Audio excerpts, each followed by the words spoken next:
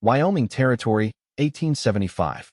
The harsh winter winds had finally surrendered to a tentative spring, bringing with it the promise of new beginnings across the vast, untamed landscape of Promise Valley. Yet for Hadley Collins, standing on the weathered porch of what remained of her family's homestead, spring offered no such comfort. At 22, she had already endured more loss than most faced in a lifetime. Her golden brown hair, once meticulously styled in the latest Eastern fashion, now hung in a simple braid down her back. The blue calico dress she wore had seen better days, much like the woman herself. 3 months ago, influenza had taken both her parents within days of each other, leaving her alone with a struggling cattle ranch, mounting debts, and a heart fractured beyond recognition. A woman has no business running a cattle ranch alone, the banker had told her just yesterday, his tone somewhere between pity and condescension. Best sell now before you lose everything, Miss Collins. Hadley gripped the porch railing, her knuckles white. The frontier was merciless, she had learned. Love and attachment were luxuries that only led to devastation when the harsh realities of Western life inevitably took them away. Better to stand alone than to build connections that would only end in heartbreak. The sooner she sold the ranch and returned east to distant relatives, the better. Trust gets you killed out here, her father had often said, though he'd meant it about strangers and cattle thieves, not about opening one's heart. Still, Hadley had taken the lesson to heart in ways her father never intended. She scanned the rolling hills dotted with the remaining Collins cattle, fewer than 50 head now, hardly enough to keep the ranch viable. What she needed was practical help, someone to assist with the spring roundup, so she could sell the herd for a fair price. Then she could leave this place and its painful memories behind forever. Little did she know that fate, as unpredictable as Wyoming weather, had other plans entirely. The following afternoon, as Hadley struggled to mend a break in the corral fence, the distant thunder of hoofbeats drew her attention. Shielding her eyes from the sun, she watched a rider approaching from the north, silhouetted against the endless blue sky. Her hand instinctively moved to the rifle leaning against the fence post. As the rider drew closer, she could make out a lean young man atop a magnificent chestnut quarter horse. His broad-brimmed hat cast a shadow over his face, but when he pulled to a stop and dismounted with fluid grace, Hadley found herself looking into the most startlingly blue eyes she'd ever seen. "Afternoon, ma'am," he said, removing his hat to reveal sandy brown hair and a face that belonged more to an angel than a cowboy. No more than 25, he possessed the weathered look of someone who'd lived his life under open skies. A light stubble shadowed his strong jawline, and despite his trail-worn clothes, he carried himself with quiet dignity. "Can I help you?"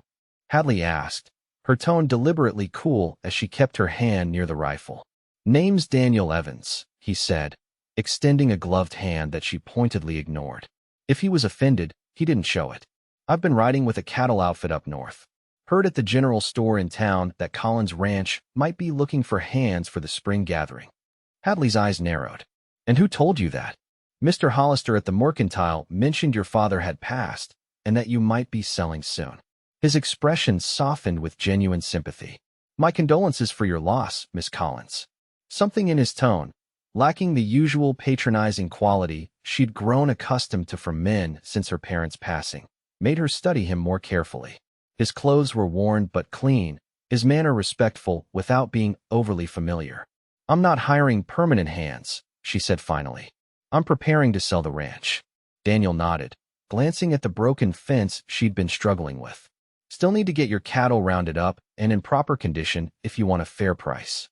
He gestured toward the distant pastures. "That's a job for more than one person." A gust of wind sent tumbleweeds skittering across the yard between them, a reminder of the ranch's increasing neglect.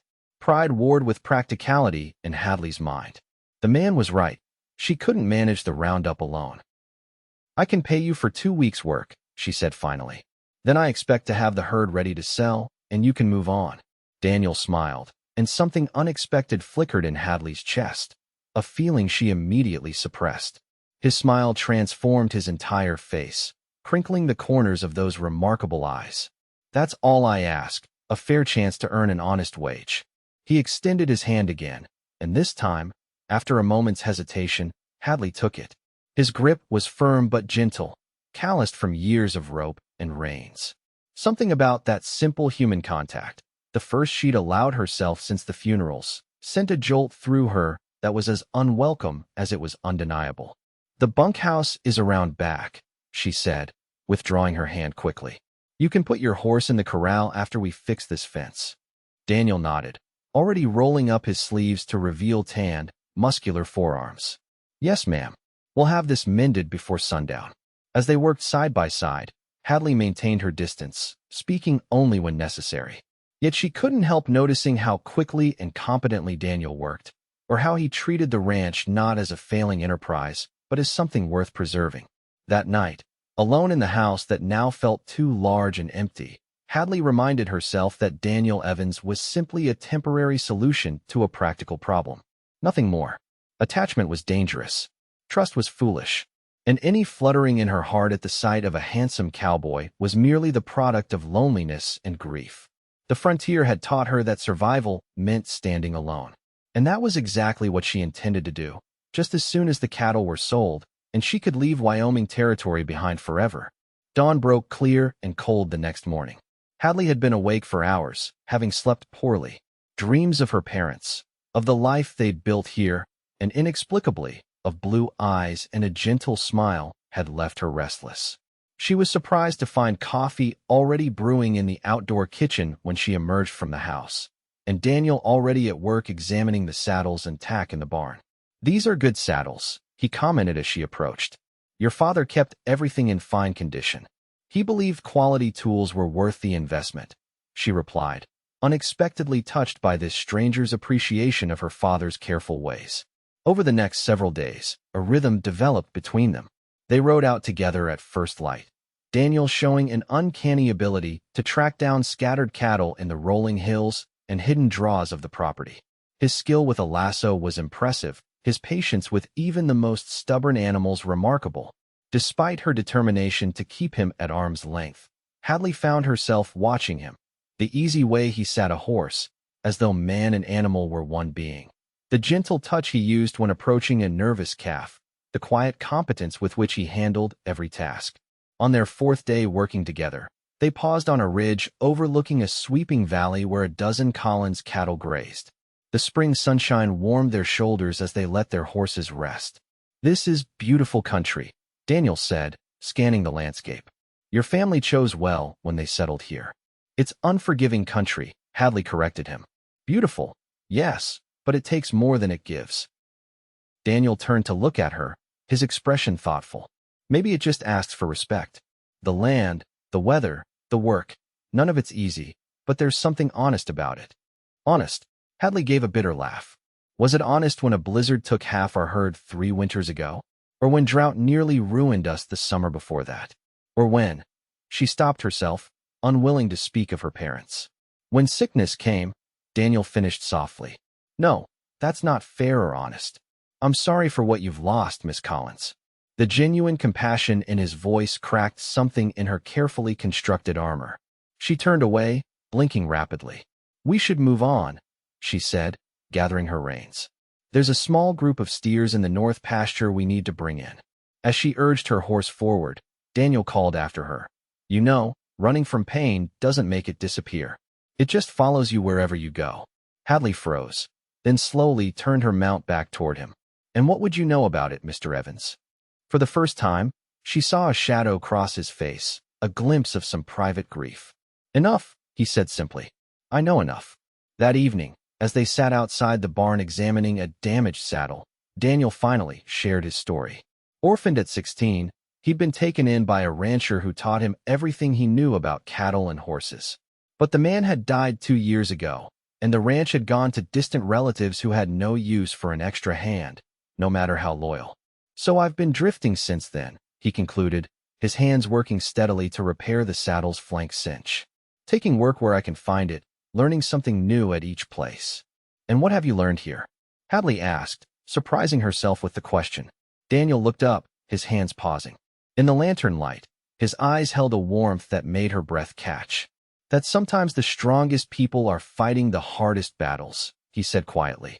"And that courage doesn't always look like facing down rustlers or surviving blizzards. Sometimes it's just getting up each morning when your heart is broken. Something in his words, in the way he saw her struggle without judgment, made Hadley's carefully constructed walls tremble. For the first time since her parents died, someone understood the daily battle she fought simply to continue. "I should check on the horses," she said abruptly, rising to her feet. As she walked away, she heard his soft reply. "They're already settled for the night. I took care of it." Of course he had. That was becoming the most unsettling thing about Daniel Evans. How effortlessly he anticipated needs, how naturally he stepped in to shoulder burdens without being asked. It made him dangerous in ways no outlaw could ever be. Because with each passing day, the idea of selling the ranch and leaving was becoming harder to imagine. By the end of the first week, they had gathered nearly 2/3 of the herd. The work was progressing faster than Hadley had dared hope, thanks to Daniel's skill and tireless effort. Yet rather than bringing relief, the progress filled her with a strange anxiety. The sooner they finished, the sooner he would leave, and the sooner she would have to make her final decision about the ranch. They were returning from a long day in the saddle when Daniel suddenly reined his horse to a stop, his expression alert. "Smoke," he said, pointing toward the ranch house in the distance. Hadley's heart lurched.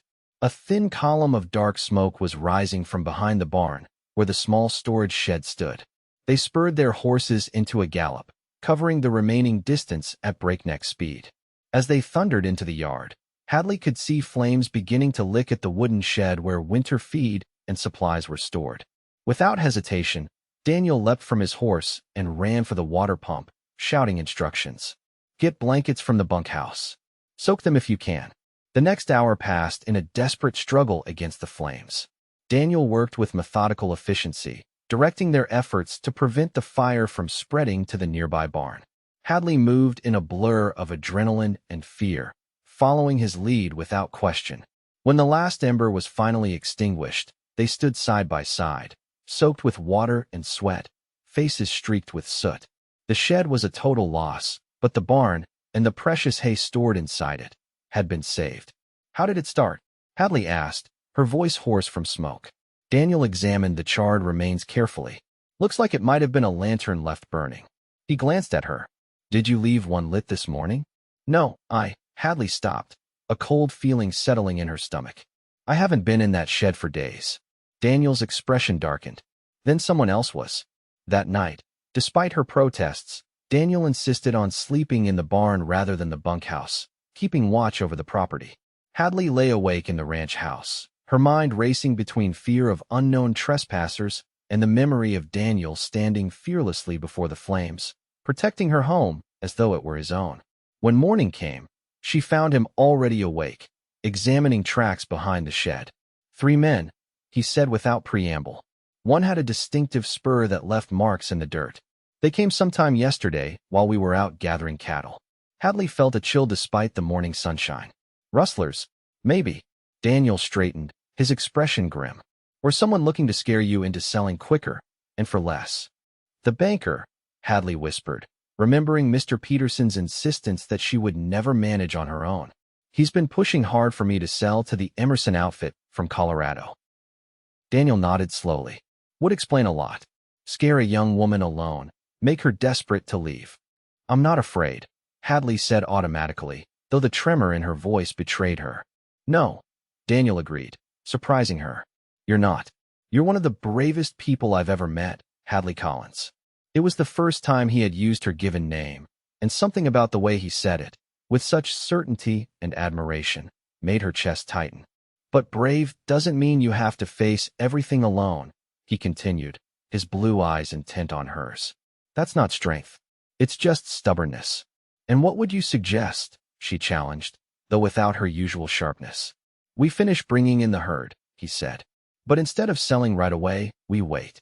Set a trap. See if they come back." The word hung between them, laden with implications. Daniel stepped closer, close enough that she could see flecks of gray in his blue eyes. "Yes, if you'll trust me that far." Trust. The very concept she had rejected as foolish, as dangerous. Yet standing there, with this man who had already proven himself in 1,000 small ways, Hadley found herself nodding. "All right," she said softly. The smile that broke across his face was like sunrise after the longest night, and Hadley felt something within her shift irrevocably. A first, tentative thaw in the frozen wasteland of her heart. The next few days brought a noticeable change between them. The wall Hadley had maintained began to crumble, brick by brick, as they worked side by side with a new sense of shared purpose. Each evening, instead of retreating to separate quarters, they sat together on the porch, planning and talking well into the night. Daniel told her of his dreams to someday have a ranch of his own, modest but well-run. Hadley, in turn, found herself sharing memories of her parents and their journey west from Pennsylvania when she was just a child. "My mother never quite adapted to frontier life," she admitted one evening as they watched the sunset paint the distant mountains. "She missed her family, her piano, her gardens. But she stayed because she loved my father, and eventually, she grew to love this land too." "And you?" Daniel asked. "Do you love it here?" Hadley considered the question, watching an eagle soar above the ridgeline. "I thought I did once. Then after they died, it just felt empty, like all the love had gone out of the place along with them. And now," his voice was quiet, careful. She turned to look at him. This man who had appeared like an answer to a prayer she hadn't even known she was whispering. "Now I'm not sure what I feel. Everything's changing." Something flickered in his eyes. Hope, perhaps, or understanding. Before he could respond, the sound of approaching riders drew their attention. 3 men on horseback were coming up the long drive to the ranch house. Daniel stood smoothly, positioning himself slightly in front of Hadley, though she noticed he was careful not to appear domineering. "Expecting visitors?" he asked quietly. "No." She rose to stand beside him, her hand instinctively finding the small revolver she now kept in her pocket. As the riders drew closer, Hadley recognized the center figure, Harold Peterson, the banker, flanked by 2 rough-looking men she'd never seen before. One wore distinctive spurs that caught the fading sunlight. "Miss Collins," Peterson called as they approached the porch. "I see you've hired help." Wise decision, though perhaps too late to salvage much. His gaze swept dismissively over Daniel. "I've brought a formal offer from the Emerson Ranch. In light of your difficulties, they're prepared to be generous." "Mighty convenient timing," Daniel remarked casually. "Right after a mysterious fire nearly took the barn." Peterson's smile faltered. "I heard about that unfortunate accident.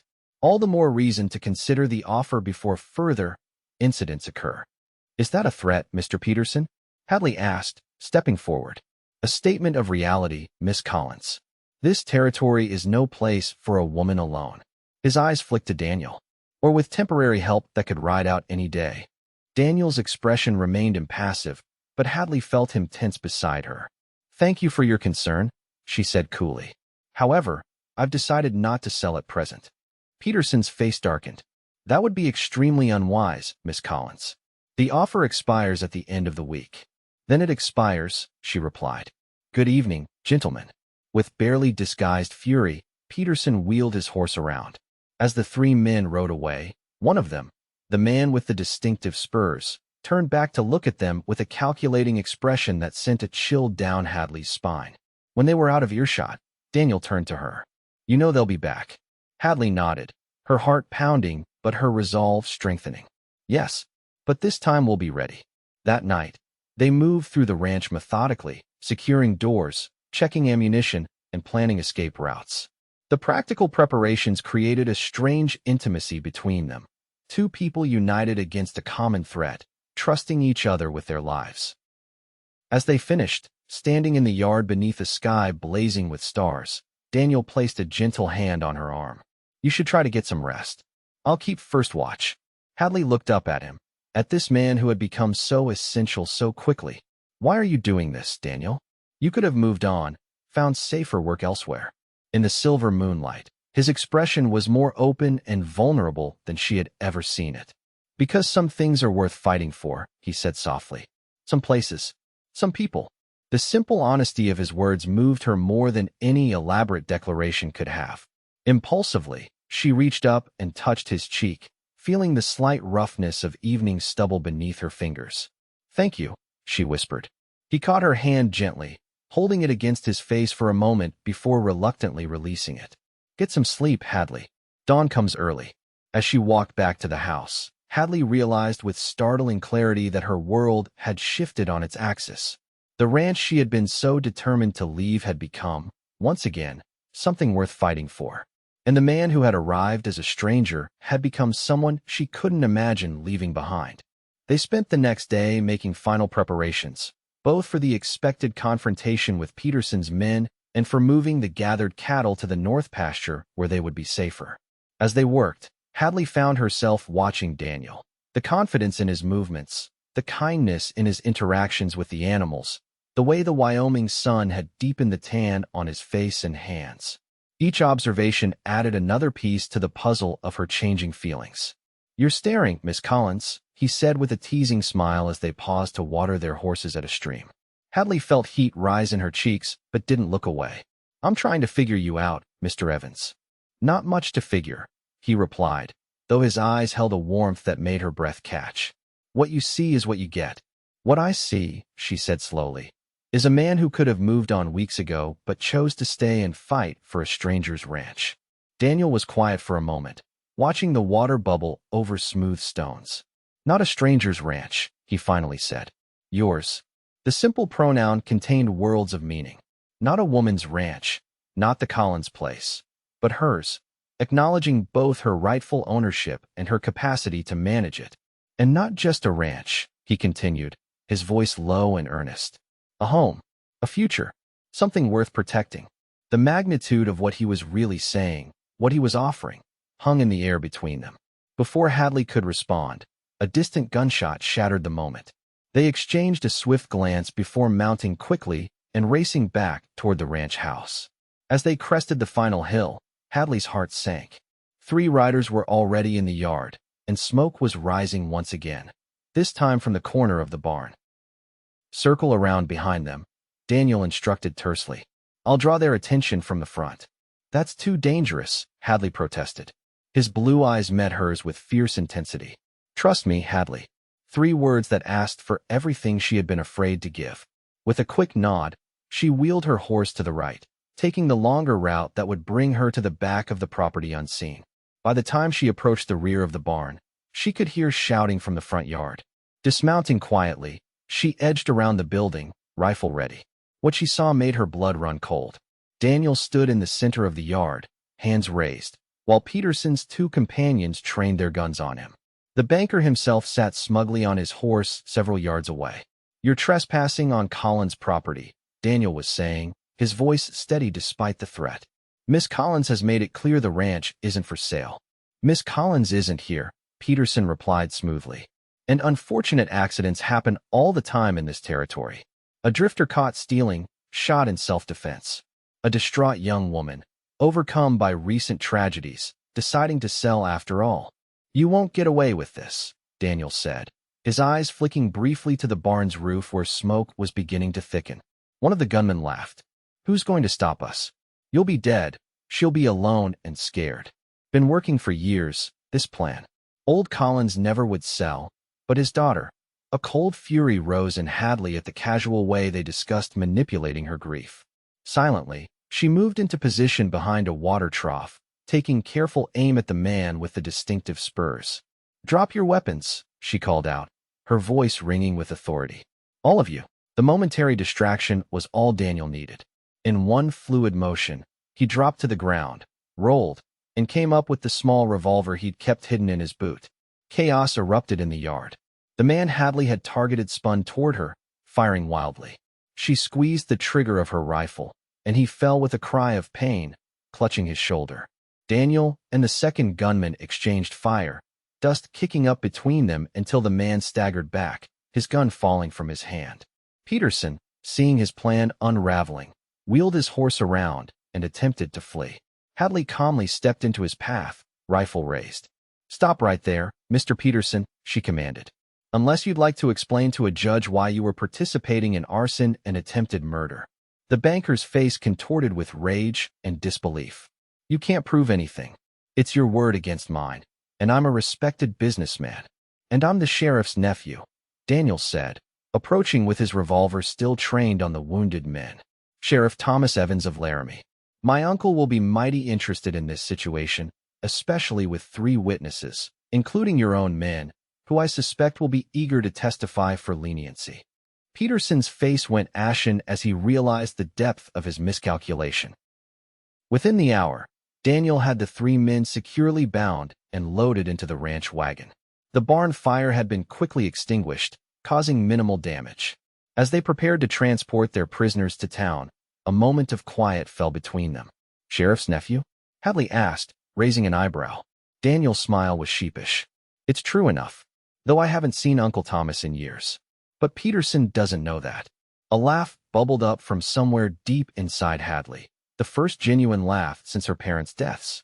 The sound surprised her, as fresh and unexpected as a spring blooming in the desert. "You're full of surprises, Daniel Evans," she said, still smiling. His expression softened as he looked at her. "So are you, Hadley Collins. So are you."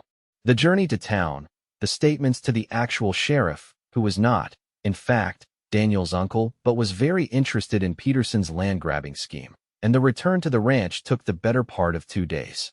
By the time they finally rode back through the ranch gates, exhaustion and relief mingled equally in both their faces.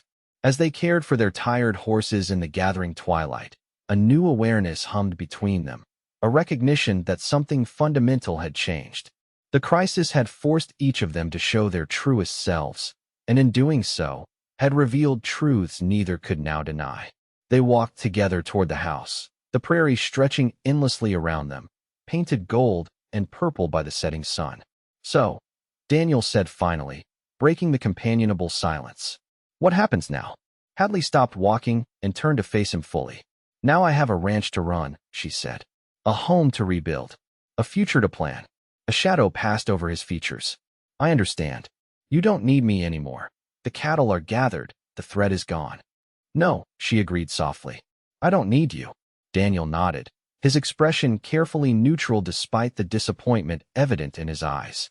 He began to turn away when Hadley caught his hand. "I don't need you," she repeated. "But I want you to stay, Daniel. Not as a hired hand. As—" She hesitated, suddenly uncertain how to name what had grown between them. "As what?" he asked, his voice barely above a whisper as he stepped closer. Hadley looked up at him, at this man who had shown her that strength could be gentle and that trust could be a beginning rather than an ending. The final walls around her heart crumbled to dust. "As my partner," she said. "In the ranch. In life. In everything that matters." The joy that blazed across his face was brighter than any sunrise she had ever witnessed. Slowly, giving her every chance to step away, Daniel raised a hand to her cheek. "I've been waiting my whole life for a home," he said, his voice rough with emotion. "I just never expected to find it in a person." When his lips finally met hers, Hadley understood what her mother had meant about loving the land because she loved the man. Because in that moment, every hill and valley of the Wyoming Territory seemed to sing with possibility, with promise, with the certainty that she was exactly where she belonged. Autumn, 1876. Golden light spilled across the newly expanded barn of Collins Ranch as friends and neighbors gathered to celebrate. Lanterns hung from rafters, tables groaned with food, and fiddle music filled the air with joyful sound. In the center of it all stood Hadley Collins, now Hadley Evans, radiant in a simple cream dress adorned with her mother's lace. Beside her, Daniel's hand rested gently on the small of her back, his blue eyes rarely leaving her face as though he still couldn't believe his good fortune. The past year had transformed both them and the ranch. New cattle filled the pastures, the house gleamed with fresh paint, and the once struggling homestead had become one of the most promising operations in the county. But the greatest transformation had been in Hadley herself. The woman who had once believed that the frontier allowed no room for love now moved through the world with an open heart, her happiness a beacon that drew others to its warmth. "May I have this dance, Mrs. Evans?"